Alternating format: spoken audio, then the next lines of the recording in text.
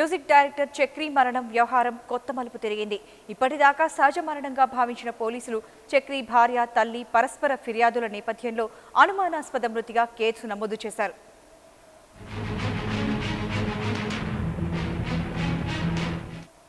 దీనిపై మరిన్ని వివరాలు మా ప్రతినిధి అమిత్ అందిస్తారు. మార్నింగ్ అమిత్, చెప్పండి, చక్రి కేసులో కొత్త ట్విస్ట్ పై మీ దగ్గర ఉన్న డీటెయిల్స్ ఏంటి? సురేఖ, ప్రధానంగా మ్యూజిక్ డైరెక్టర్ చక్రి చనిపోయిన తర్వాత రోజు రోజుకు వాళ్ళ ఇంట్లో ఉన్నటువంటి వివాదం పెరుగుతూనే ఉంది.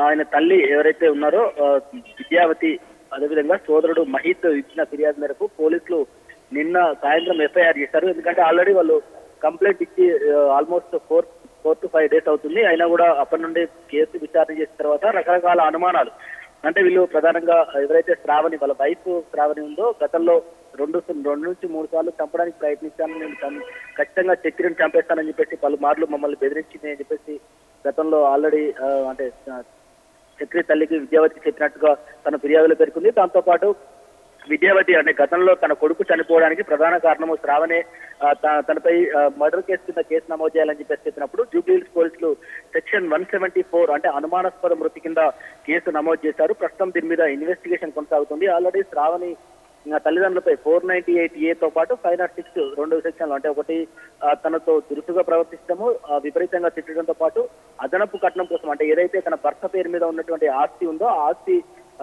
తమ పేరు మీద చేయాలని చెప్పేసి బలవంతం చేస్తున్నారు, తనను ఇబ్బంది పెడుతున్నారని చెప్పేసి శ్రావణి పోలీస్ స్టేషన్ లో ఫిర్యాదు చేసిన తర్వాత దాని తర్వాత మళ్ళీ వీళ్ళ ఫ్యామిలీ మెంబర్స్, అంటే ఎవరైతే చక్రి తల్లితో పాటు అతని తమ్ముడు ఉన్నారు, వాళ్ళిద్దరు జూబ్లీహిల్స్ పోలీస్ స్టేషన్ లో కేసు నమోదు చేయడం జరిగింది. ఈ కేసు మేరకు 2 రోజుల పాటు పోలీసులు జీడీ ఎంట్రీ, జనరల్ డైరీ ఎంట్రీ చేసిన తర్వాత ఈ రోజు ఎఫ్ఐఆర్ అంటే ఫస్ట్ ఇన్ఫర్మేషన్ రిపోర్ట్ ప్రకారం వాళ్ళు 174 సెక్షన్ కింద కేసు నమోదు చేసినట్టు తెలుస్తుంది. ఏదేమైనా అంటే చక్రి చనిపోయిన తర్వాత ఆస్తి తగాదాల కోసం ఇరు పక్షాల కుటుంబాలు, అంటే చక్రి భార్య తరపు కుటుంబం, అదేవిధంగా తల్లిగారి తరపు కుటుంబంలో ఇద్దరు రోడ్డుకి ఎక్కుతున్నారని చెప్పేసి చాలా వరకు సినీ పెద్దలు కూడా అంటే దీనికి సంబంధించి చర్చించుకుంటున్నారు. దాంతోపాటు నిజానికి ఏం జరుగుతుందనే కోణంలో పోలీసులు కూడా ఒక అంటే ఏ రోజు ఆ రోజు వాళ్ళు కాంప్రమైజ్ అవుతారని ఊరుకుంటున్నారు తప్ప దీనికి సంబంధించినటువంటి ఇన్వెస్టిగేషన్ ఇంకా కొనసాగుతుంది. దీంతో పాటు ఇప్పటికే తెలంగాణ రాష్ట్ర మంత్రి, ఐటీ శాఖ మంత్రి కేటీఆర్ ను కూడా కలిశారు. గతంలో అంటే తమకు న్యాయం చేయాలని చెప్పేసి చక్రి తల్లి, అదేవిధంగా అతని తమ్ముళ్ళు,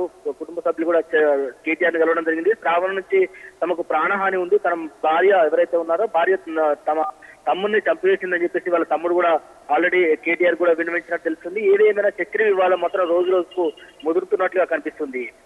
రైట్, థ్యాంక్ యూ అమిత్.